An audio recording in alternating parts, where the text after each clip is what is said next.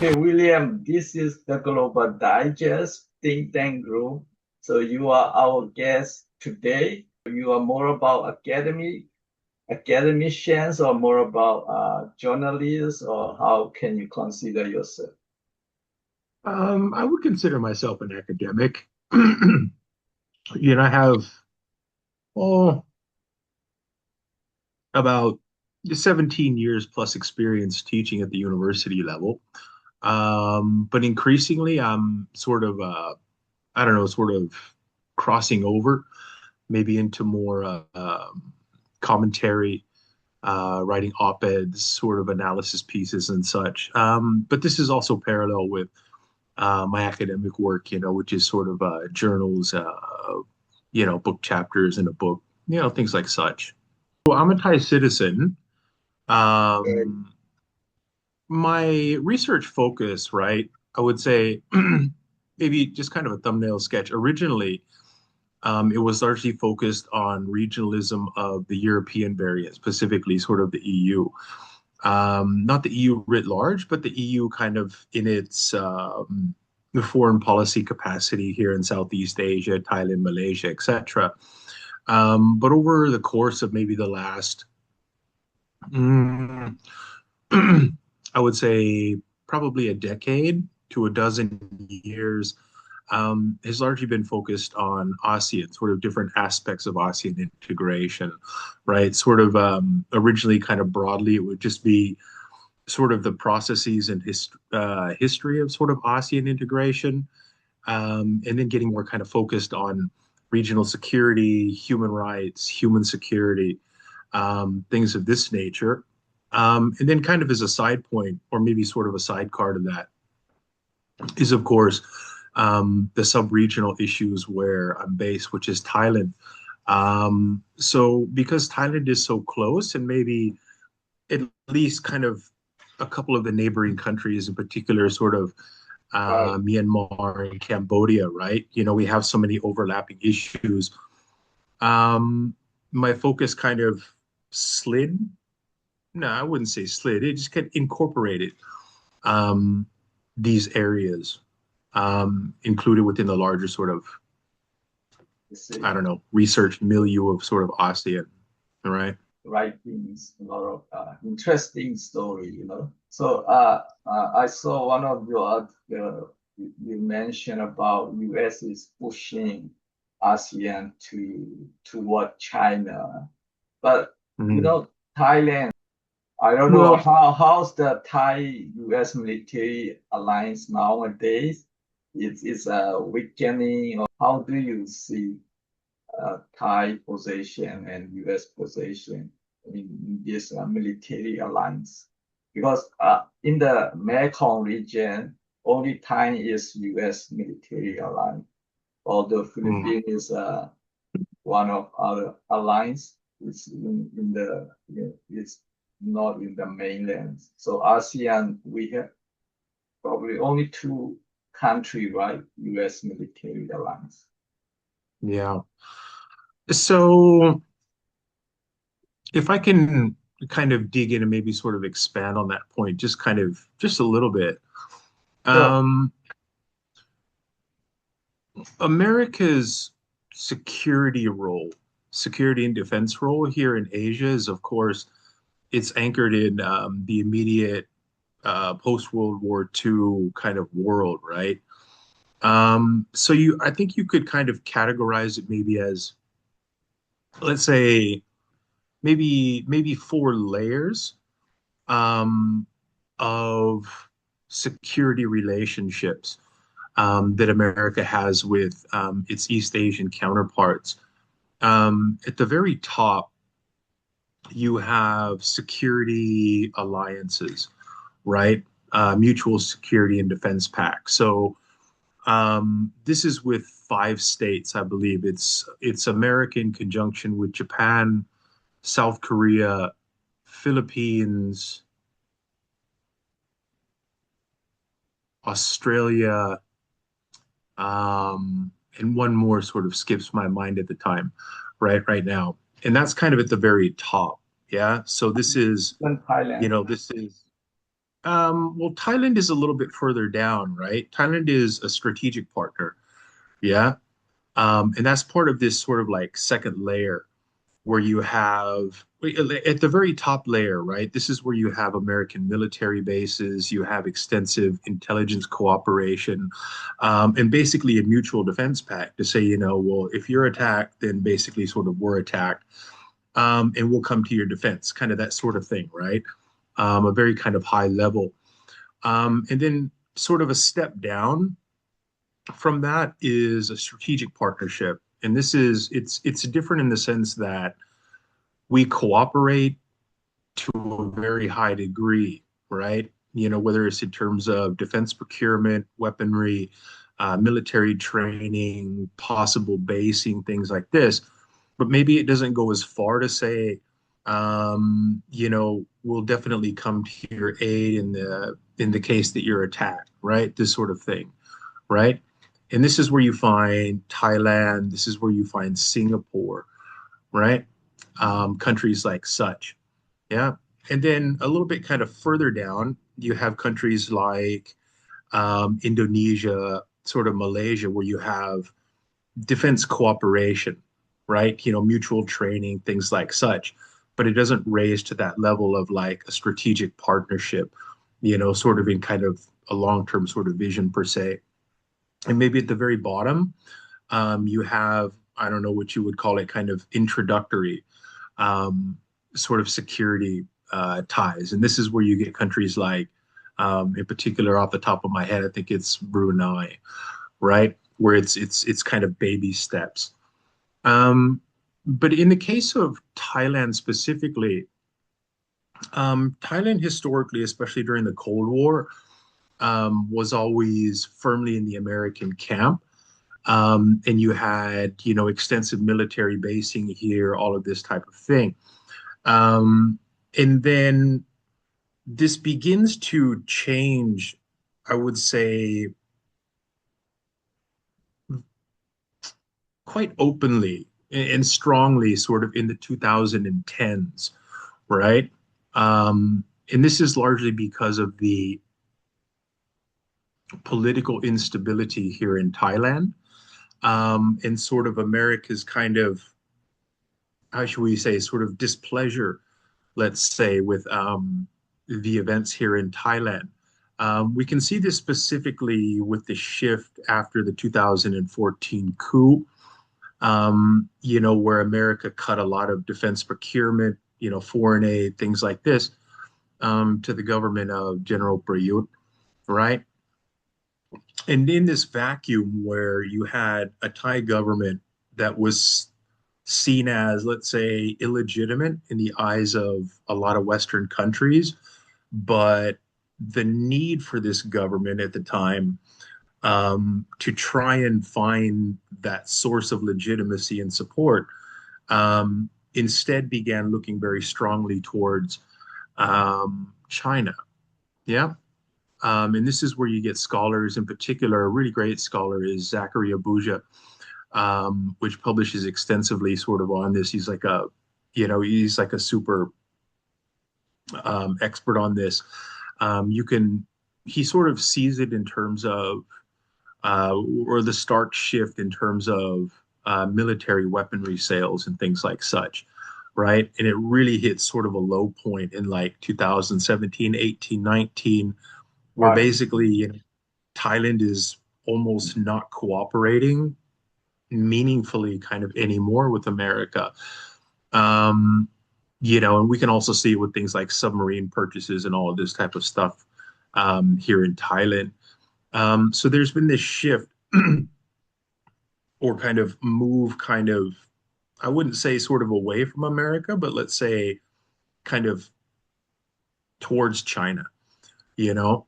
And why I say sort of America is sort of pushing is, at least during the Obama administration and maybe a little bit before, America did have this undercurrent of almost kind of an ideological kind of stripe to its foreign policy, right? Sort of democratization, liberalism, free and fair elections and all of this type of thing, human rights and such. and they would actually downgrade relations openly or, rhetorically, um, which would, of course, provoke kind of a counter reaction, I would say, and this is kind of what you see here in Thailand.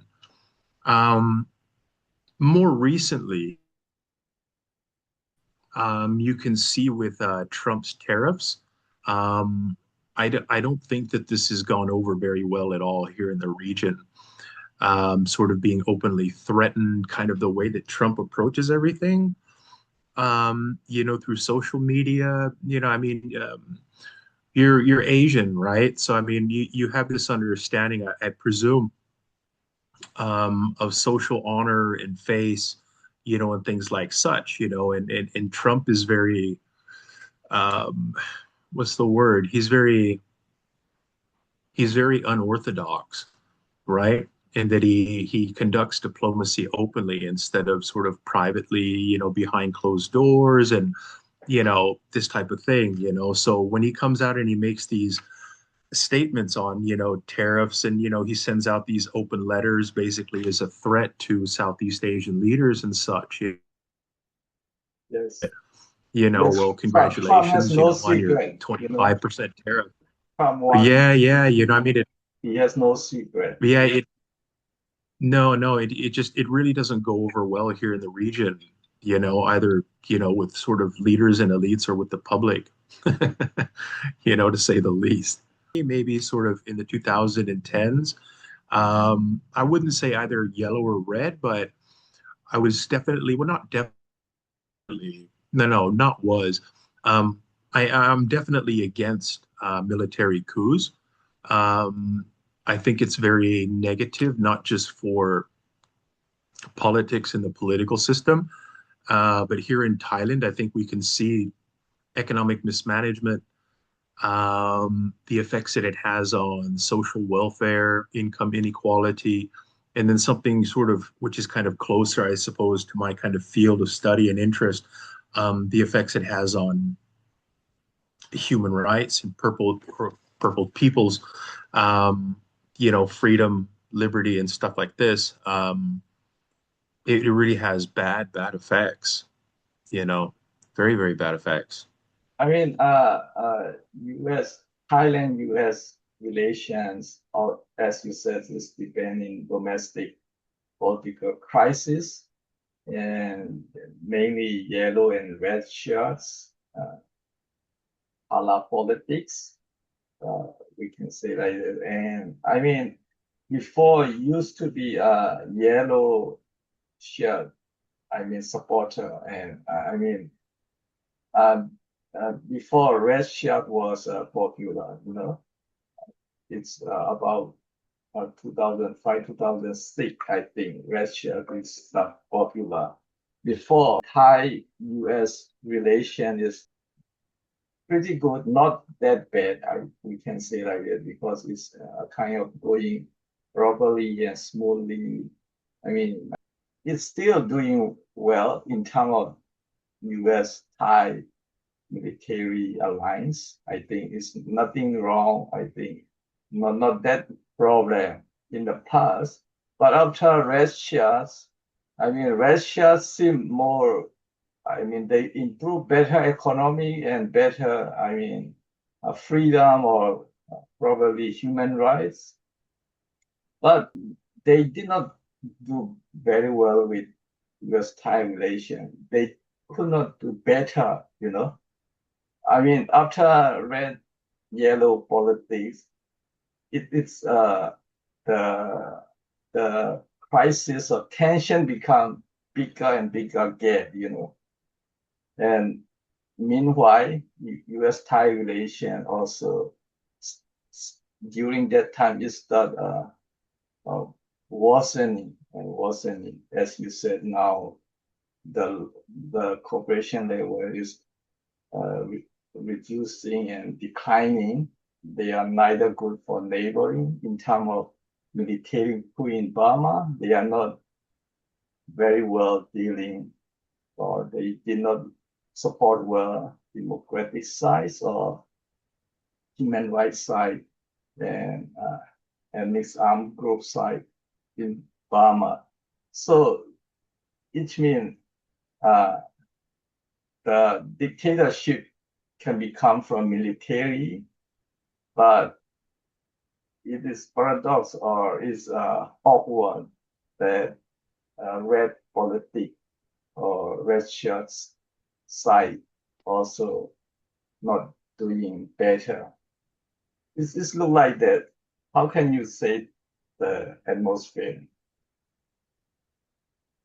Um, well, I wouldn't say that one is either better or worse, right? Because I mean, you can't have red shirts without yellow shirts, and you can't have yellow shirts without red shirts, right? This type of thing. So I mean, the conflict, the partners they beget one another, right? So it depends on what context you're talking about. If you talk about something like international relations and foreign policy of Thailand, um,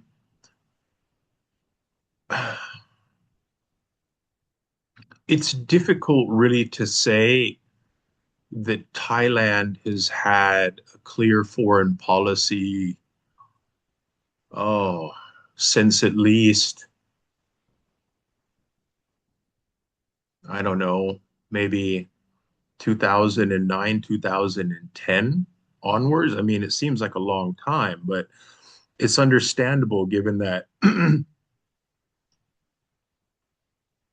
consistent Thai governments, no matter whether they came from the military or whether they came from elections here in Thailand, they've been more concentrated on events inside of Thailand, and the conflict here or potential conflicts and threats rather than, um, you know, engaging meaningfully with international partners.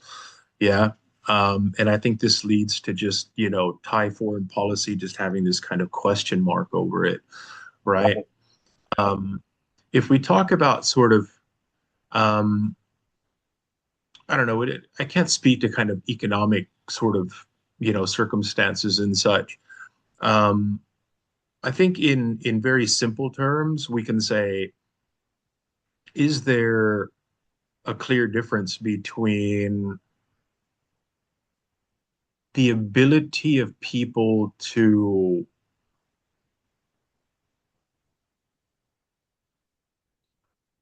have their human rights protected, um, at certain levels with a degree of judicial oversight here in Thailand? Is there a difference, right? I would say definitely. Um, I wouldn't say necessarily red versus yellow per se, right? That's too simple. But let's say a government which is military backed, right? Which some might say yellow shirt, versus a government that is not military backed, which would be sort of a red shirt tucks in sort of type government, right? Um, I think the difference is clear here in that people's rights, generally speaking, are less safe, and human rights are less protected and less respected, when a military government or a military backed government is in power here in Thailand. I think that's pretty clear. And I don't think many people would argue that point, right? Which is not to say in any way that human rights are protected very well or supported very well, um, when opposite governments are in power, right? But Either it's kind of, yeah, it's a degree of like which one is sort of worse, yeah. So if I was to say which one is worse, it's definitely sort of a military backed or military led, unfortunately. Um, yeah. If we talk about maybe kind of the broader thing, which you kind of brought up beforehand, when we say sort of, Thailand is moving or shifting its foreign policy vis-a-vis America, it's important to take into context that while relations have been different and have evolved, They haven't evolved just between America and Thailand.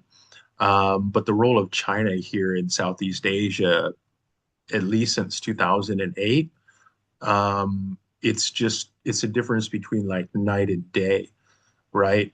So China and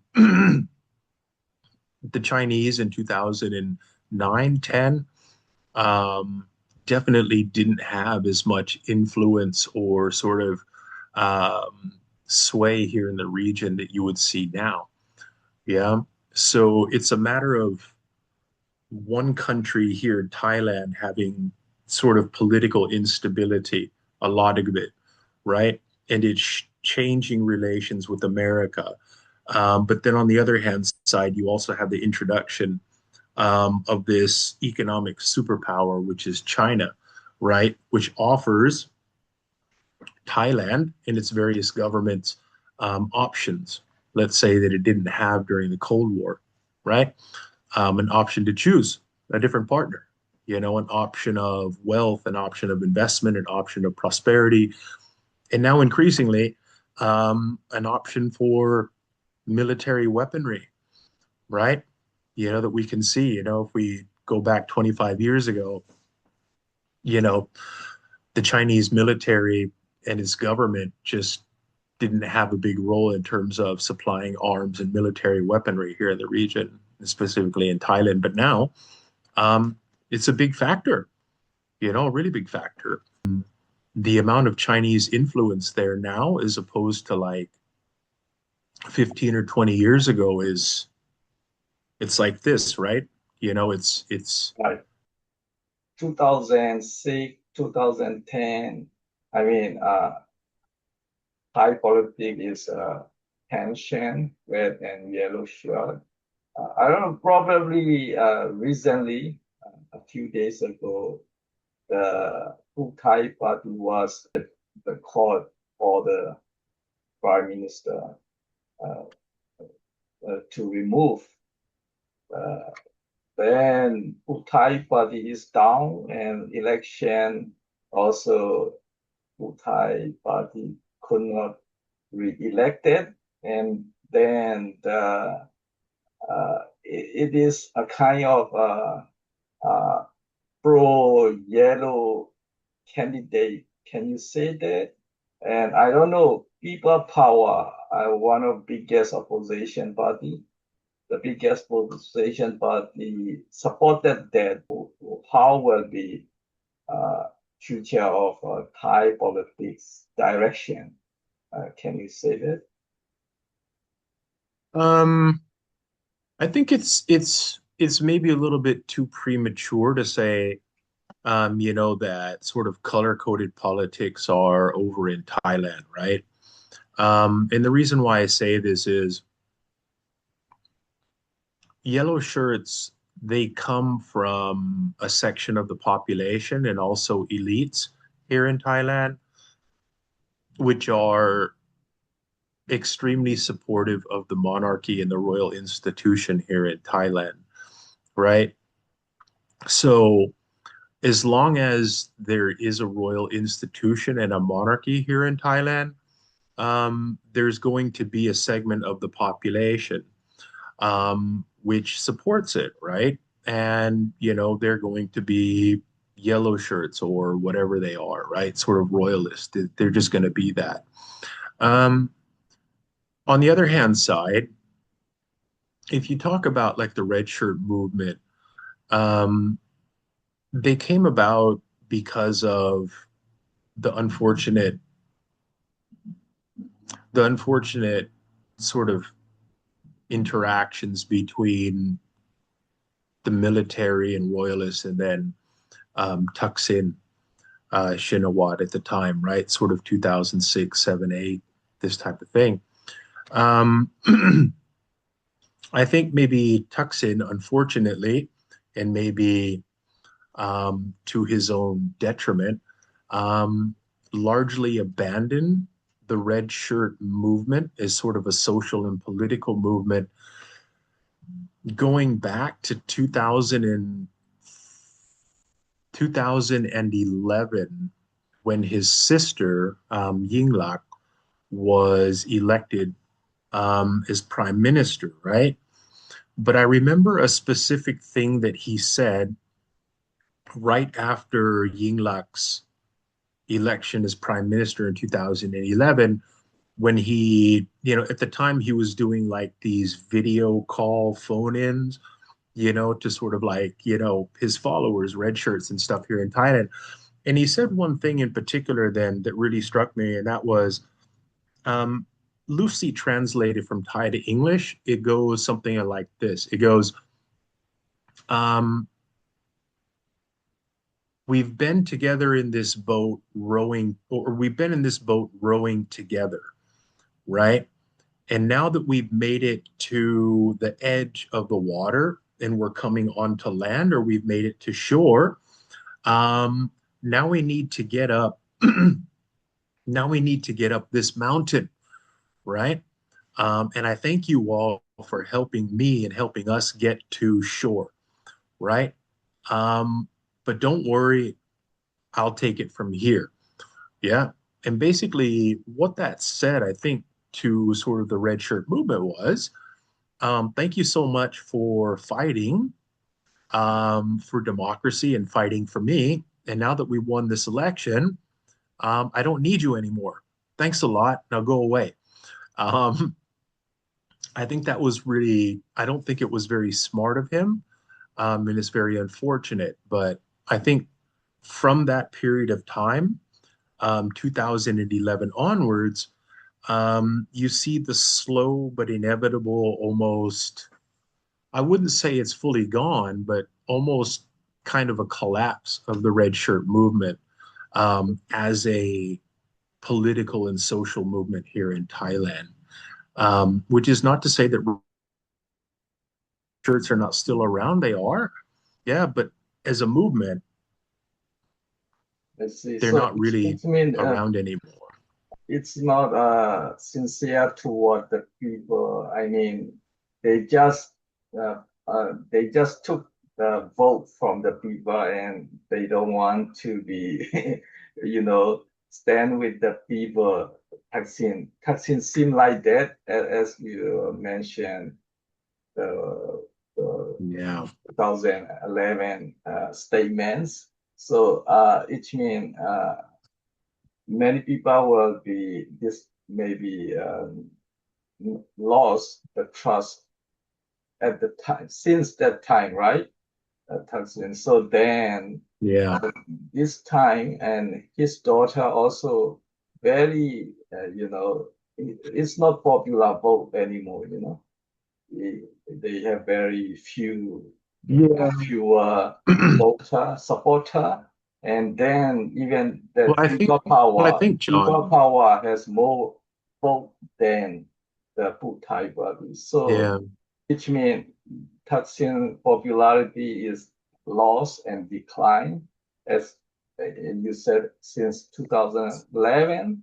And I don't know that people power will be continue that red shirt movement, or what will be the I mean next high politics. The yellow will be remain, because the king, military, certain population, most maybe they will be remain as yellow, but red, it seems the red shirt movement is losing.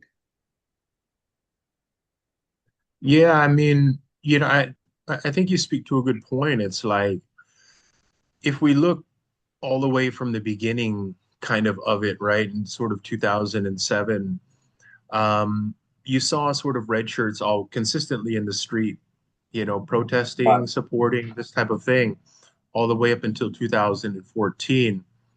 And now you see with the last 2 years when sort of a Thaksin government was in power, two prime ministers come and go, and nobody's in the street, man.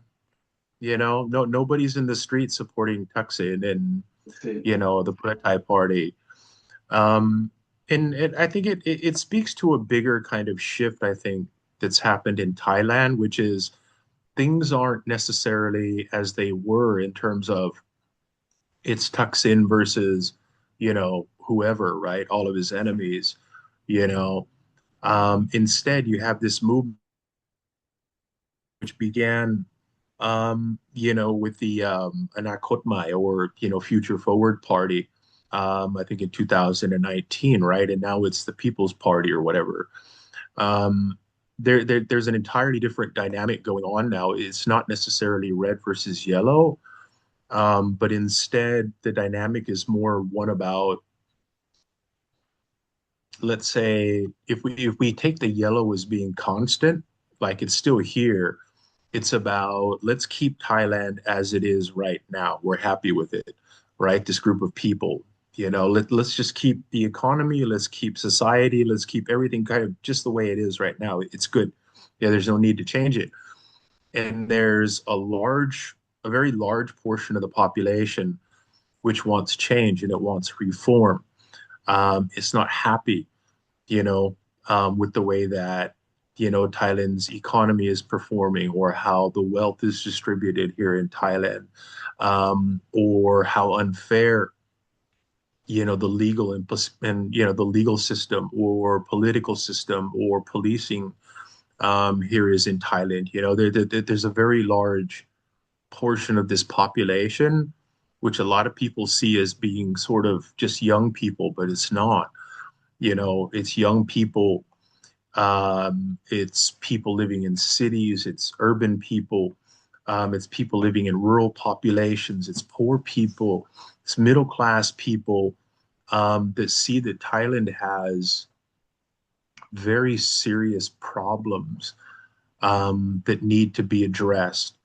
Um, and people at the top, unfortunately, um, continue to fight against this, change. I mean, Yeah. the elected government or elected party, especially Yeah. those elected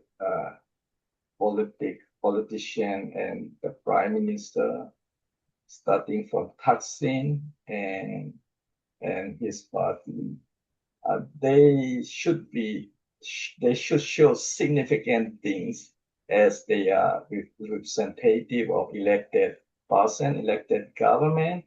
Many maybe people expectation within Thai or within the region, action should show the elected government should show something very different thing and significant thing, like probably a good democracy, human rights, and it will also be a good relationship with U.S. or yeah, they made stronger alliance, Thai-U.S. alliance, and also neighboring issue like if Thaksin supports strongly or his party, his government supports strongly Democratic Party in Burma and ethnic freedom fighter arms group, they are strongly supported clearly, significantly, then people can see they do something and they are elected government, elected person.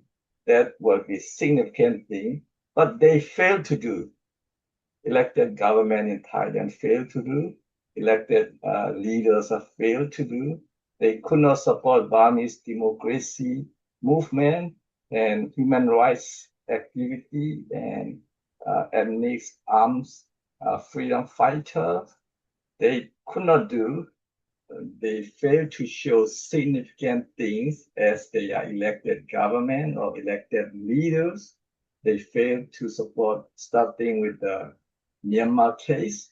They have very bad approach, and they are never fully supported democracy group, and they never support ethnic armed groups, freedom fighter, and human rights. They are doing business with military uh, junta and military government, and it made more difficulty in Burmese politics too.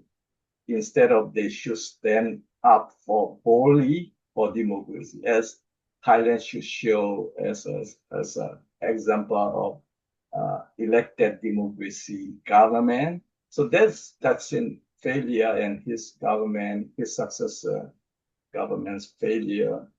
also they fail to do with a good stronger relation with Thai-US relation. So those are many factors, including other things in the region, you know. So those things, Thaksin and his party, his uh, successor, they fail.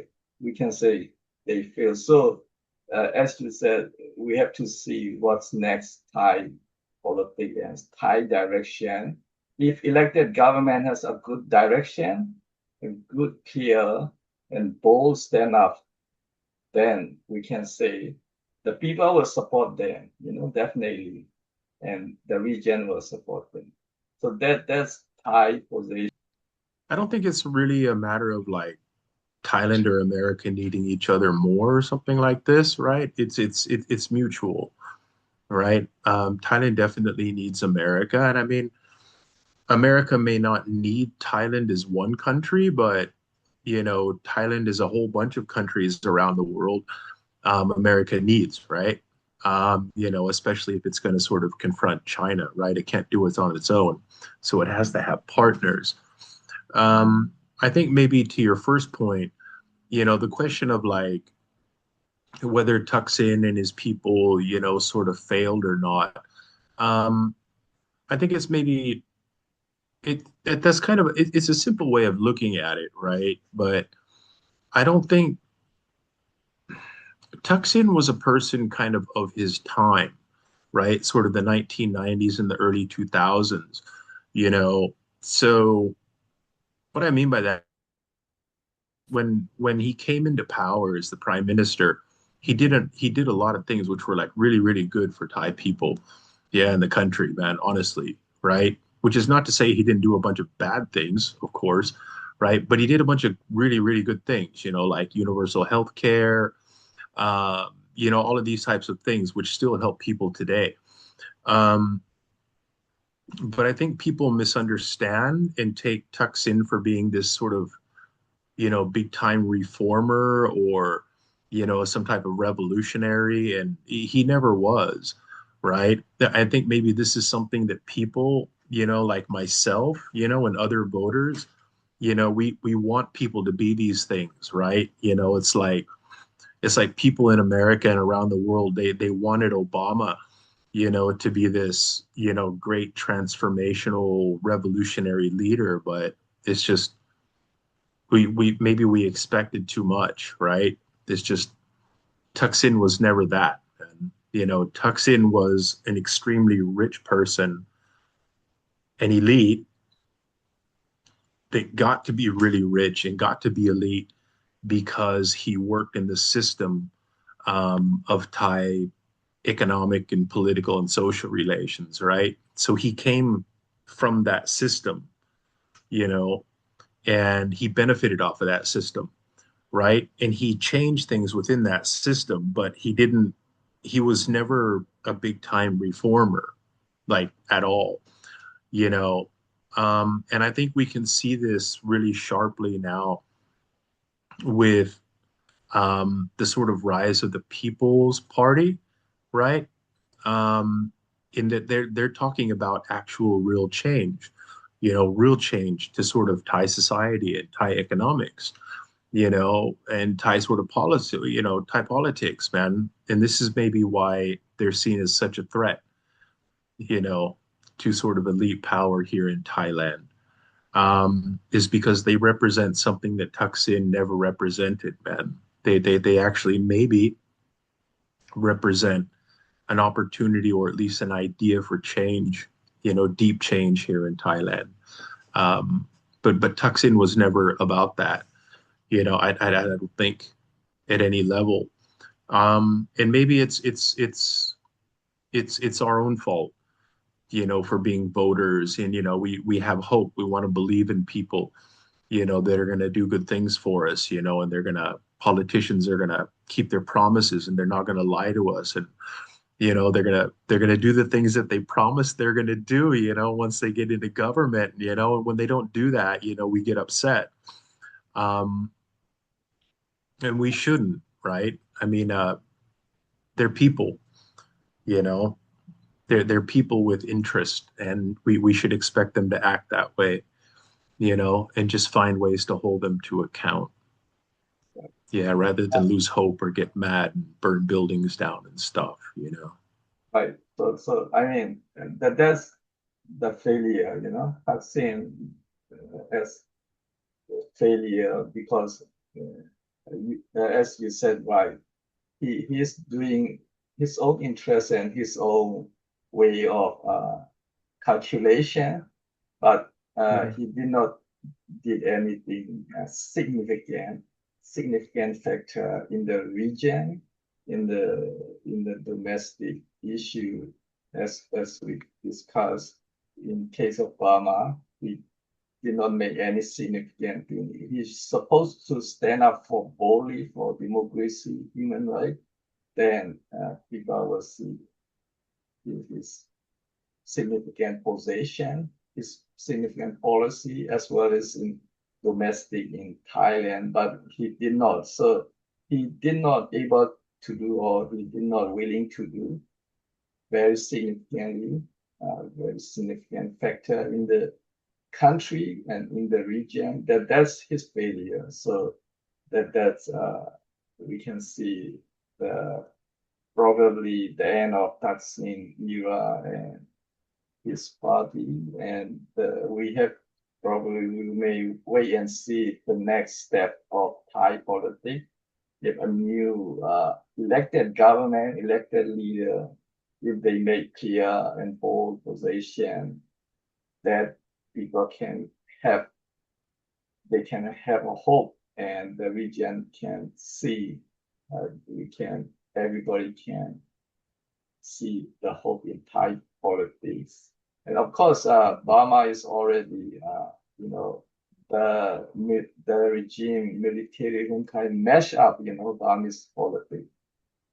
The regime Yeah. junta is mash up, and now they are doing this and this. The regime allow uh, the China to, bullying in the country, and that we already know the worst uh, the regime uh, policy, the regime attitude toward the country, and they don't want to rule. I mean, they don't want to build the country, and they don't want to rule probably peace and peace and prosperous country. They don't want the they are not interested. They are as I've been talking many times in Burmese issue. They are gang. They are a kind of gang, and they are a kind of power hunger. They just want to grab power. They they are not building the country. They are not building the nation. So that is Burmese politics is unfortunate. And as we know, the neighboring, I've been talking with Chinese, and also Chinese are not that position. They are not sympathy on Burma. Chinese do not have sympathy on Burma. They only want for their own uh, the government to government relation for um, the power and those Chinese want to keep stronger power in the region, and the military want to rule the region.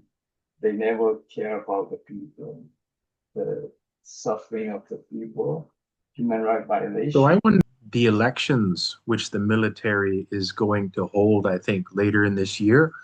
Maybe I don't know when they have it scheduled for, like November, December. Is this going to help solve some of the issues and problems? Or not? I wouldn't say help solve. Is this going to help bring an end to the civil war, do you think, in some way in Myanmar? Yeah, it will be ever. Burma was ever civil war, and it will continue civil war. The military know they will not do very well. Chinese government know election will not good. They know, but as I told you, the point is they just want to keep Chinese interests to make a regional power. So they want to use a military regime, a proxy groups in Burma, and they want to mash up the country. That's the thing. Then the military regime behavior is not to build the country.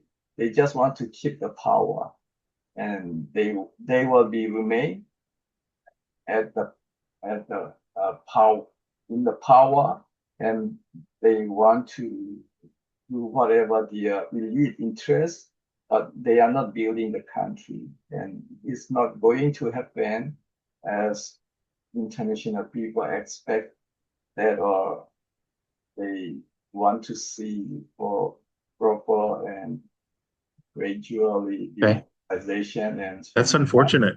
It will not happen.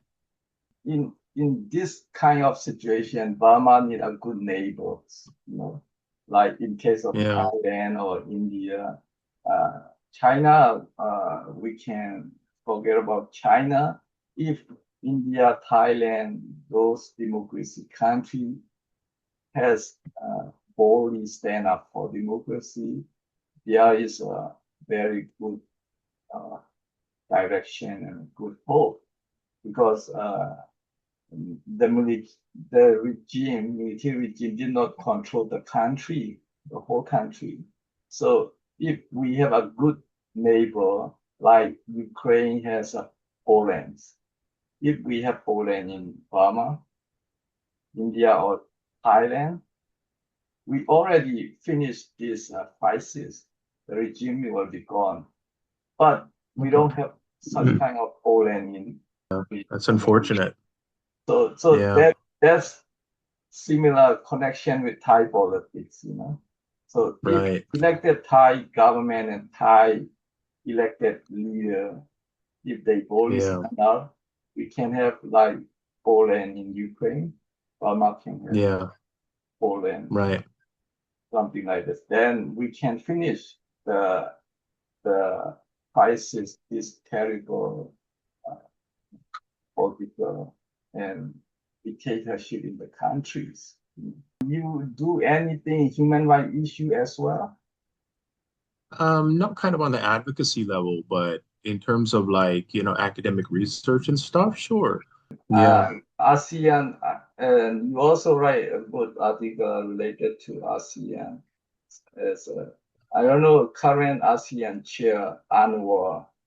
Um, we been talking about Malaysia chairmanship since last year. Yeah. As we expected, Malaysia will do very good things and much better approach in case of Burmese crisis. But Anwar did not do any very bold things, and he is doing as the previous or old way, all habits. I don't know, because old person and old habit and all activities. Well, he's been a really busy, a very busy chair, right? Sort of ASEAN. Um, I don't think you can really say a lot of sort of negative things, right? Because he's trying to do so much, right? As ASEAN chair. I mean, like very, very active, especially if you compare and contrast with, I think, I think maybe Lao had the ASEAN chair before I, Malaysia, right? So if you compare sort of the year of Lao's chairmanship with sort of Malaysia's, it's really sort of a night and day difference, right? And then also, I mean, Anwar has also been dealing with, Donald Trump and, all of this kind of, sort of drama as well. Whether he was sort of a success or a failure with regard to sort of Myanmar, um, I mean, he tried, right? You know, and it's a difficult issue because ASEAN is the way it is, right? So I mean, if you have countries like Thailand before, which were not necessarily so enthusiastic, about sort of, taking a side in the conflict in Myanmar or Laos, which basically they're really agnostic and basically, they support the military government. I mean, it's one person can only do so much, right? So I mean, if you had, I remember, I remember when I did an interview for my PhD field work, and I interviewed um, Thailand's foreign minister, Kasit Pirom, um, and he was recalling his time early on, I think in 2009, when he was at the time Thailand was the chair of ASEAN, right? So he was chairing meetings of the ASEAN foreign ministers, right? The ASEAN ministerial meetings.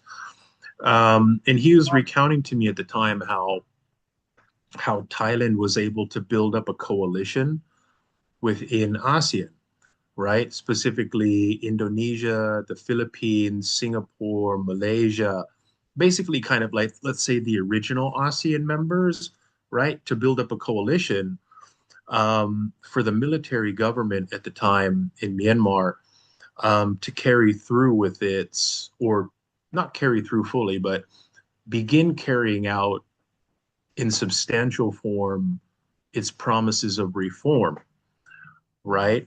And Thailand was able to bring a more unified and strong voice of the big countries that matter within ASEAN to actually begin. It's more about inducing some change in Myanmar. Um, and this is where I don't want to say that ASEAN and Thailand was able to get the generals in Myanmar at the time to actually agree to reform and democratize and hold elections and, you know, let Aung San Suu Kyi out of house arrest and stuff, right? But they played a part, a very positive role in helping that sort of transition to 2010, 2011, and such. Um, but unfortunately, it's like times have changed, countries that Right. used to be, yeah, countries that used to be on that side advocating strongly, places like Thailand, they're just not there, man. I mean, Right. Thailand has its own problems, it has its own military government, Right. you know? Um, so, I've been talking with yeah, ASEAN and Malaysia, and I also wrote a letter to ASEAN chair office, and as I told last year, and we have expectation about Malaysia because Malaysia has pretty good democracy in the region yeah, compared to any other country, and uh, we really need a new things, in when you are approaching Burma, a new things, a new face, a new person, a new idea, and new things. But Malaysia and Anwar did not show my request to have broader. He did not want, or he did not able to do, or uh, I did not see he pay attention on my letter, and the old person, the old behavior, the old attitude, and all connection, all links, all action. This we can see. Anwar is doing all things again. So that so far we see that Anwar repeatedly doing all things. My request is new thing, new face, new idea. That will be better for Bali solution. But uh, it seems Anwar is uh, derailing or wrong direction, or he is you know, he is turning around in the old habit, old behavior, old action, old person, old people, old connection. So if he want to really approach Burmese, he has to throw away all these old things, you know. He need to throw away all things, all connection, all groups, all organization. If you use those old things, it will happen all things, action, and all that used to get the result. That's we can see in this Malaysia ASEAN championships. All things, all action is repeating. I mean, it's unfortunate, right? I mean, but Really, again, I yeah, think it's part of that, thing that I sort of spoke about before, I mean, sometimes we hope too much, you know, and sometimes, we as people, we expect things that just sort of they can't be, you know. Um, it's not that, a lot of people in the region don't want better things for Myanmar. They want, you know, the violations and the abuses and the horrors to stop, right? But the question is, well, what can ASEAN actually do, right? I mean, how far is it willing to go um, to do the right thing? Um, because ASEAN and its states, as it is today, may not be like this in 5 years or 10 years, right? Um, I mean, the case in point is Thailand, I mean, Thailand in 2001, 2, 3 was kind of a hope, of sort of democratization and sort of liberalism in the region. And that's just not the case anymore.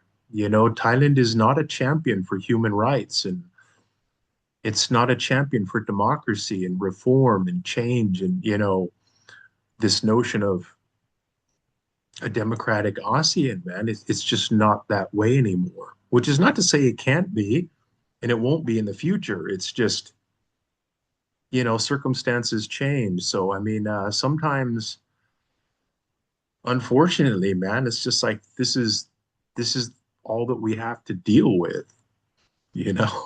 so Unfortunately, and we just have to work within those parameters in which we can, while at the same time trying to, make the best out of a bad situation, sure, sure. right? We need really a new things, a new idea, Yeah, and new face and younger yeah, generation. I think in ASEAN or Thai politics yeah. and approaching Burmese issue, we need a new idea, and we have to throw away all these old things, old connection, old people. Anwar used to be have a lot of old connection. He should He forget still that. does, He did a I mean, lot he of still old does, connection. you know. Okay, thank you Yeah, very much, William, for today. yeah, definitely, John. Let's keep in touch.